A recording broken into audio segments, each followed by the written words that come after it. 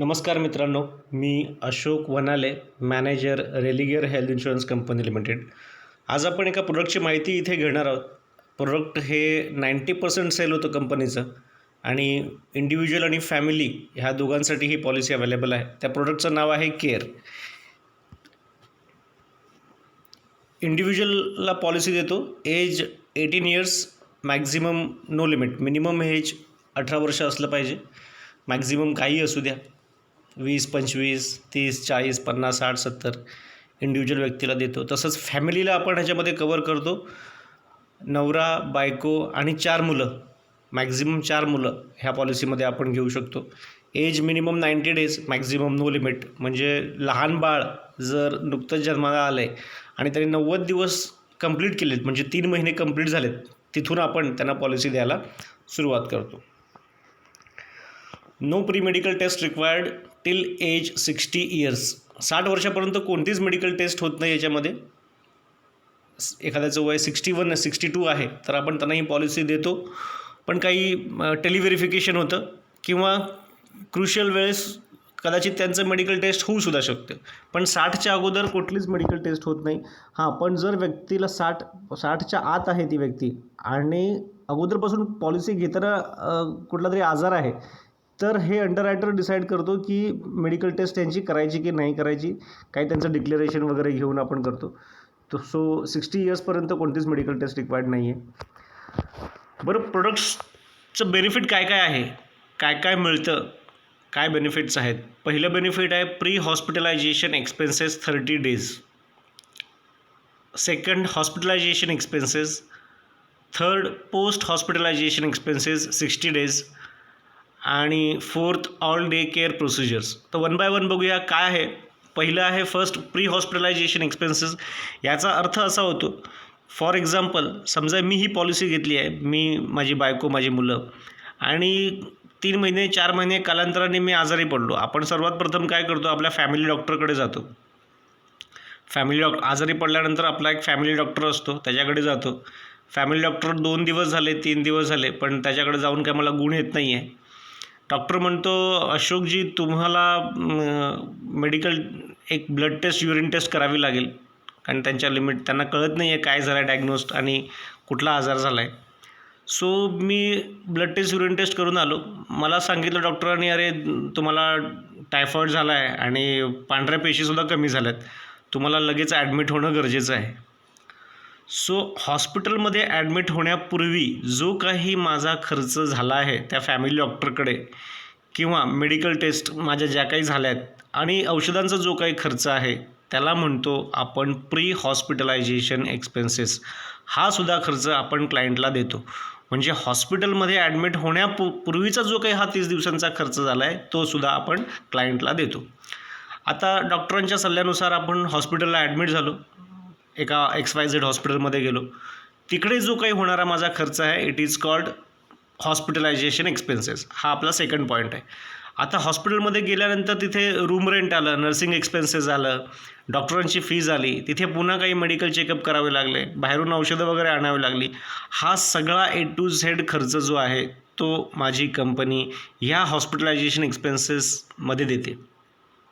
यामध्ये एक रूम रेंटचा एक भाग आहे मित्रांनो. हे रूम रेंट हा एक भाग तुम्ही व्यवस्थित पर्सनली मला फोन करून समजून घ्या काय एक्झॅक्टली आहे. सो हॉस्पिटलमध्ये होणारा जो काही खर्च आहे, it is called hospitalisation expenses.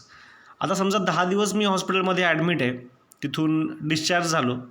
Discharge झाल्यानंतरसुद्धा doctor मला सांगतो की ही अमुक अमुक औषधं कंटिन्यू तुमची चालू ठेवा, 2-4 वेळा मला दाखवायला या.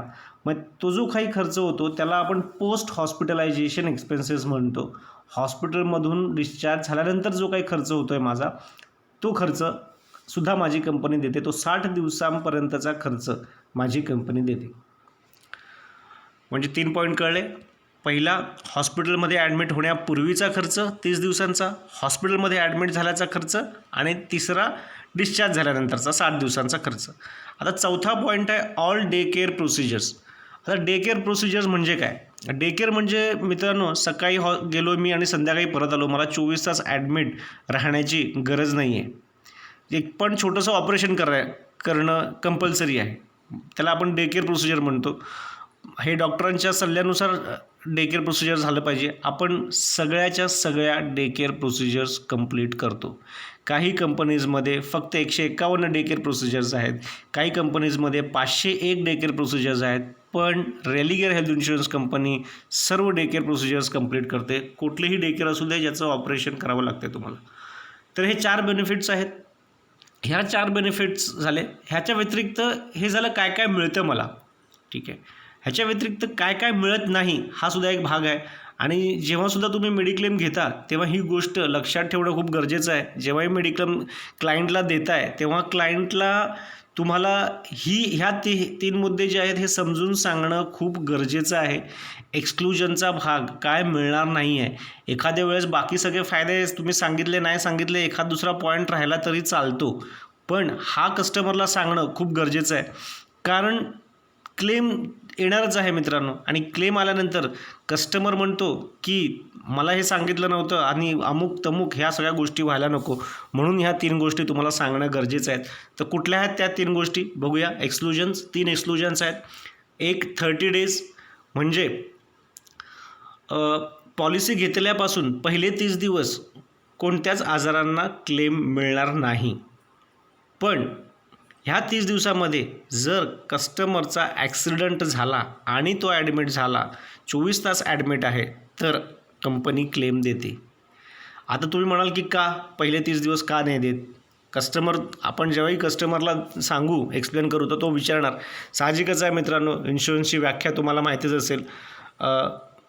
ज्या काही अघटित घटना होतात आणि त्याच्यामुळे जो फायनान्शियल लॉस होतो तो कवर करण्यासाठी इन्शुरन्स आपण घेतो. मग हेल्थ इन्शुरन्समध्ये सुद्धा जर मला आता ऑलरेडी काही आजार आहे आणि मी पॉलिसी घेऊन एक 15,000ची पॉलिसी घेतो आहे आणि 2-3 लाख रुपयाचं सम इन्शुअर जाऊन लाख रुपये हॉस्पिटलमध्ये जाऊन मी त्याचा फायदा घेतो आहे, असं होत नाही. म्हणून मग मिसयूज होण्याचे चान्सेस असतात. म्हणून पहिले 30 दिवसांचा वेटिंग पिरियड आहे. पण ॲक्सिडेंट केव्हाही होऊ शकतो, म्हणून आपण हा पहिल्या दिवसापासून कवर करतो. दुसरा मुद्दा, pre existing disease will cover after 4 year. Policy घेताना जर मला कोणता आजार आहे तर त्या आजारासाठी पहिले 4 वर्ष क्लेम मिळणार नाही. कस्टमरला हे डिक्लेअर करणं खूप गरजेचं आहे. कधी कधी कस्टमरला पाहतो, पण आपण आपलं कर्तव्य आहे कस्टमरला विचारणं व्यवस्थित की तुम्हाला कुठला आजार वगैरे आहे का, आणि ते फॉर्मवर मेन्शन करणं खूप गरजेचं आहे.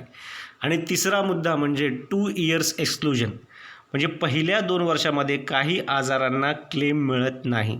हा स्टँडर्ड रूल आहे. हे तिन्ही नियम स्टँडर्ड आहेत, सगळ्याच कंपनीचे सेम रूल आहेत.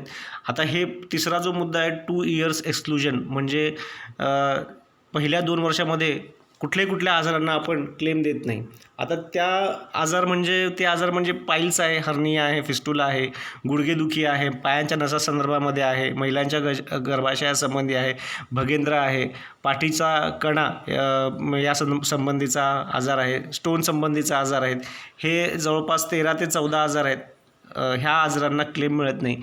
ह्यांची लिस्ट मी तुम्हाला एक वेगळ्या प्रेझेंटेशनमध्ये समजून सांगेन काय एक्झॅक्टली कुठले आजार आहेत ते. तर हे 3 फीचर्स आहेत, एक्सक्लुजन्स आहेत, हे आपण कस्टमरला देत नाही. आणि हो, अजून एक मुद्दा तुम्हाला सांगतो. क्लेम घेण्यासाठी कस्टमर कमीत कमी 24 तास हॉस्पिटलमध्ये ॲडमिट राहणं बंधनकारक आहे मित्रांनो, तरच क्लेम देते. आणि डॉक्टरांनी रेकमेंड केलेलं असलं पाहिजे की नाही अशोक तुम्ही जा आता ॲडमिट होणं गरजेचं आहे. काही लोक मुद्दामून पोट दुखतं आहे म्हणून हॉस्पिटलला जाऊन ॲडमिट होतात आणि मग क्लेम रिजेक्ट होतो मित्रांनो त्यांचा. सो ह्या गोष्टी समजून घ्या. आता अदर फीचर्स काय काय आहे, का माझी Religare health insurance company best आहे आज, का एवढ्या चांगल्या प्रकारे काम करत आहेत, तर त्याचे काही अदर फीचर्स आहेत. ते अदर फीचर्स मी तुम्हाला सांगतो. फर्स्ट फीचर आहे रिचार्ज डबल सम इन्शुअर्ड. तर रिचार्ज म्हणजे काय, तुम्ही सगळेजण मोबाईल वापरता बरोबर, आपण सगळेजण मोबाईल वापरतो, मोबाईल रिचार्ज करतो, महिन्याचा रिचार्ज संपल्यानंतर रिचार्ज करतो, राईट. सेम जर का सपोज एखाद्या क्लायंटला आपण पॉलिसी दिली आहे, नवरा बायको 2 मुलं आणि 10 लाखाची पॉलिसी दिली आहे, ती 10 लाख रुपये नवऱ्यालाच काहीतरी झालं आणि पूर्णच्या पूर्ण 10 लाख रुपये संपले, मग कंपनी अजून 10 लाख रुपये त्यांच्या अकाउंटमध्ये क्रेडिट करते त्यांच्या मिसेससाठी आणि त्यांच्या मुलांसाठी. म्हणजे प्रत्येक वर्षी हा बेनिफिट आहे आणि प्रत्येक वर्षी कस्टमर डबल सम इन्शुर्ड वापरू शकतो. जर तुम्ही 5 लाखाची पॉलिसी घेतली आहे, 5 लाख संपले तर दुसरे 5 लाख वाईफ आणि मुलांसाठी आहेत. किंवा 10 लाखाची पॉलिसी घेतली आहे आणि बायकोलाच 10 लाख रुपये संपले तर एक्स्ट्रा 10 लाख रुपये कंपनी क्रेडिट करते मुलांसाठी आणि नवऱ्यासाठी. सो हा एक मोठा विषय आहे रिचार्जचा, पण मी शॉर्टमध्ये तुम्हाला सांगितलं आहे. ह्याचा मी एक वेगळा व्हिडिओ बनवणार आहे, त्यावेळेस ह्या रिचार्ज ऑप्शनवर आपण नक्की बोलू. सो सुरुवातीला तुम्ही कस्टमरला अशा प्रकारे सांगू शकता की सम इन्शुर्ड संपल्यानंतर, बेसिक सम इन्शुर्ड संपल्यानंतर आपण बाकी मेंबर्ससाठी अजून तेवढीच सम इन्शुर्ड क्रेडिट करतो त्यांच्या अकाउंटमध्ये. नेक्स्ट पॉईंट बोनसचा आहे. बोनसमध्ये 2 प्रकार आहेत मित्रांनो. एक नो क्लेम बोनस आहे आणि नो क्लेम बोनस सुपर आहे. पहिलं आपण बघूया बोनसमध्ये पहिला प्रकार कुठला आहे, नो क्लेम बोनस आणि नो क्लेम बोनस सुपर. एक लक्षात ठेवा, हे जे 2 ऑप्शन आहेत, ह्या 2 ऑप्शनमधून एकच ऑप्शन कस्टमर घेऊ शकतो आहे. ठीक आहे, पहिलं बघूया नो क्लेम बोनस. टोटल 50%, म्हणजे पॉलिसी घेतल्यापासून त्याच्या पूर्ण पॉलिसी लाईफ कवरमध्ये जोपर्यंत ती पॉलिसी कंटिन्यू आहे तोपर्यंत आपण त्याला 50% बोनस देणार आहोत. आता तो कसा देतो? From 1st year to 5th year, पहिल्या वर्षापासून 5व्या वर्षापर्यंत आपण ते 50% बोनस कस्टमरला देतो. जर माझा क्लेम नाही आला तर bonus, no claim bonus. No claim म्हणजे क्लेम नाही आला आणि बोनस दिला. सो पहिल्या वर्षी 10%, दुसऱ्या वर्षी 10%, तिसऱ्या वर्षी 10%, चौथ्या वर्षी 10% आणि 5व्या वर्षी 10%, अशा प्रकारे आपण हा बोनस देतो. दुसरा बोनसचा प्रकार आहे no claim bonus super. Total 150%, म्हणजे समजा पहिल्या वर्षी मी क्लेम नाही घेतला तर क्लेम नाही आला माझा, तर पहिल्या वर्षी 60% बोनस देणार कंपनी. सम इन्शुर्डच्या 60%. फॉर एक्झाम्पल 10 लाखाची पॉलिसी आहे माझी आणि पहिल्या वर्षी जर माझा क्लेमच नाही आला तर 10 लाखाला 60% म्हणजे 6 लाख रुपये सम इन्शुर्ड वाढून मिळणार आहे मित्रांनो. दुसऱ्या वर्षीच्या पहिल्या दिवशी माझ्या अकाउंटमध्ये 10 लाख बेस सम इन्शुर्ड आणि 60% म्हणजे 6 लाख, 16 लाख रुपयाची पॉलिसी होणार आहे. आणि मी फक्त प्रीमियम दुसऱ्या वर्षी 10 लाखावरच भरणार आहे. असं नाही की टोटल बोनस मला दिला आहे कंपनीने 16 लाख रुपये झाले, आता मी 16 लाख रुपयावर दुसऱ्या वर्षी प्रीमियम भरणार, असं होत नाही. कस्टमरला 10 लाखावर प्रीमियम भरायचा आहे. हा एक्स्ट्रा बेनिफिट दिलं आहे की तुम्ही पहिल्या वर्षी क्लेम नाही आला तर 60% बोनस, दुसऱ्या वर्षी क्लेम नाही आला पुन्हा 60% बोनस, म्हणजे पुन्हा 6 लाख रुपये ॲड होणार. म्हणजे 10 लाखाची पॉलिसीवर पहिल्या वर्षीचे 6 लाख, दुसऱ्या वर्षीचे 6 लाख मिळून 12 लाख रुपयाची पॉलिसी झाली. 2 वर्षामध्येच डबल झाली मित्रांनो. राईट. तिसऱ्या वर्षी 10%, 10 लाखाचे 10% 1 लाख, चौथ्या वर्षी 1 लाख आणि 5व्या वर्षी 1 लाख, असे मिळून पहिल्या वर्षी 6, 6, 12, 13, 14, 15 लाख रुपये हा बोनस स्वरूपात देते कंपनी. बोनस म्हणजे सम इन्शुर्ड वाढून देते तुमच्या पॉलिसीमध्ये. 15 लाख हे आणि बेस सम इन्शुर्ड जो तुम्ही विकत घेतला आहे पॉलिसी घेताना ते 10 लाख रुपये, म्हणजे 25 लाखाची पॉलिसी होते.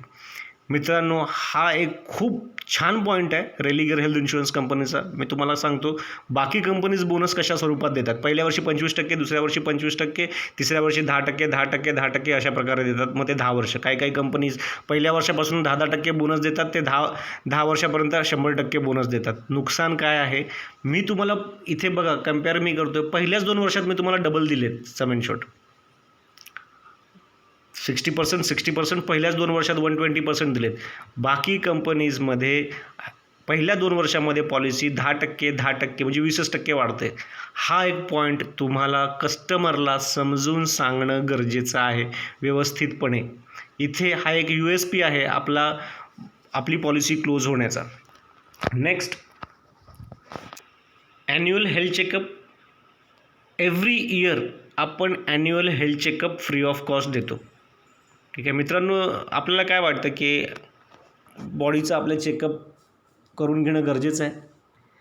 येस मित्रांनो, आजकाल ट्रेंड आहे. काही लोक वर्षातून 2 वेळा जाऊन मेडिकल चेकअप करून घेतात, बॉडी चेकअप आपले करून घेतात. 2-2, 3-3 हजार प्रत्येक वेळेचं मेडिकल चेकअपचा खर्च करतात. कारण जे आपण आयुष्य जगतो आहे, वेळोवेळी खाणं आणि औषधं, अगदी आपण जी फळं घेतो, मी तर असे व्हिडिओज बघितले आपण असतीलच की जिथे कलिंगडला आपण इंजेक्शन दिलेलं आणि ते जास्त लाल केलं जातं, दुधी भोपळा इंजेक्शन देऊन मोठं केलं जातं, असे मी खूपसे व्हिडिओज बघितलेले आहेत व्हॉट्सअपवर, फेसबुकवर. आणि हे शरीराला खूप घातक आहे मित्रांनो. कॅन्सरचा प्रभाव जास्त होऊ शकतो आणि म्हणूनच लोक जाऊन मेडिकल हेल्थ चेकअप करून घेतात. आणि मित्रांनो, कॅन्सर जर जे मी तुम्हाला उदाहरण घेतलं आहे, हा कधी कळतो माहिती आहे का? हा तिसऱ्या एकदम शेवटच्या स्टेजला आल्यावरच कळतो. खूपसे लोक असतात जे लकीली पहिल्या स्टेजवरच त्यांना कळतो, कारण एक छोटीशी गाठ आली आहे, आपण दुर्लक्ष करतो, पण ते वाढत वाढत जाऊन डायरेक्ट आपल्याला दुसऱ्या किंवा तिसऱ्या स्टेजला तो कॅन्सर कळतो. म्हणून आपण annual health checkup every year करून घेणं गरजेचं आहे. माझी कंपनी फ्री ऑफ कॉस्ट तुम्हाला ॲन्युअल हेल्थ चेकअप करण्यासाठी बोलवते. पॉलिसी घेतली 30 दिवस झाले, तुम्ही लगेच कस्टमरची अपॉइंटमेंट घ्या आणि सकाळी जाऊन सकाळी त्याचं आपल्या सेंटरमध्ये अपॉइंटमेंट बुक करा, ॲन्युअल हेल्थ चेकअप करून घ्या. Second, organ donor expenses. समजा आता नवरा बायको 2 मुलं, मी पॉलिसी घेतली आणि माझं एखादं ऑर्गन डॅमेज झालं, किडनी माझी खराब झाली आहे. आता माझ्याकडे तर पॉलिसी आहे हेल्थ इन्शुरन्स, चला माझी रेलिगर हेल्थ इन्शुरन्स कंपनी, मला किडनीचं ऑपरेशन करायचं आहे, डॉक्टर ऑपरेशन करणार आहे आणि मला ते कवर होणार आहे. पण मित्रांनो, जेव्हा एखादा माणूस डोनेट करतो ना किडनी, त्याचंसुद्धा ऑपरेशन करावं लागतं. डॉक्टर त्या ऑपरेशनचे पण पैसे घेणार आणि त्याचे ऑर्गन डोनर एक्सपेन्सेस म्हणून आपण त्यांना कमीत कमी 50,000, लाख रुपये, 2 लाख रुपये अशा प्रकारे त्यांच्या ऑपरेशनचा खर्च करतो, जसं तुम्ही सम इन्शुर्ड घेताय. आता हा एक खूप चांगला मुद्दा आहे की आपण जो ऑर्गन डोनर करणार आहे त्याचा जो काही खर्च होणार आहे ऑपरेशनचा, तो आपण कवर करतो. नेक्स्ट, ॲम्ब्युलन्स कवर 1,500 पर हॉस्पिटलायझेशन खर्च आहे. कुठला सम इन्शुर्ड जर वाढून घेतलं तर 2,000 रुपये पर हॉस्पिटलायझेशन खर्च आहे. ॲम्ब्युलन्स कवर आपण देतो. No TPA. कंपनीचं कुठलंही थर्ड पार्टी ॲडमिनिस्ट्रेटर नाही आहे. TPA म्हणजे third party administrator. Claim settlement करण्यासाठी खूपशा कंपनीज आहेत जे TPA नियुक्त करतात आणि तिथे क्लेम प्रोसेस होण्यासाठी उशीर लागतो मित्रांनो, गफलत होण्याचे चान्सेस असतात. म्हणून आपल्या कंपनीने कुठलाच TPA ठेवलेला नाही आहे. आपण इनहाऊस क्लेम सेटलमेंट करतो. आपल्या कंपनीचे स्वतःचं क्लेम डिपार्टमेंट आहे. आयुष ट्रीटमेंट. आयुष म्हणजे आयुर्वेदिक, युनानी, सिद्धी आणि होमिओपॅथी. ह्या ट्रीटमेंटचा खर्चसुद्धा आपण देतो सम इन्शुर्डच्या 10%. म्हणजे 10 लाखाची पॉलिसी आहे तर 1 लाख रुपयापर्यंतचा खर्च आपण ह्या ट्रीटमेंटसाठी वापरतो. सहजासहजी जास्त कोणी जात नाही मित्रांनो, आयुर्वेदिक हॉस्पिटल वगैरे म्हणे, होमिओपॅथी, इथे कोणी जास्त जात नाही. आजकाल इंग्लिश मेडिसिन्स हॉस्पिटल्समध्येच जातात. सो तरी पण आपण एक एक्स्ट्रा बेनिफिट देऊन ठेवलं आहे. आणि tax benefit under section 80D, म्हणजे जो काही प्रीमियम पे करणार आहे तो अंडर सेक्शन 80Dमध्ये टॅक्स बेनिफिट आहे. थँक्यू मित्रांनो, धन्यवाद.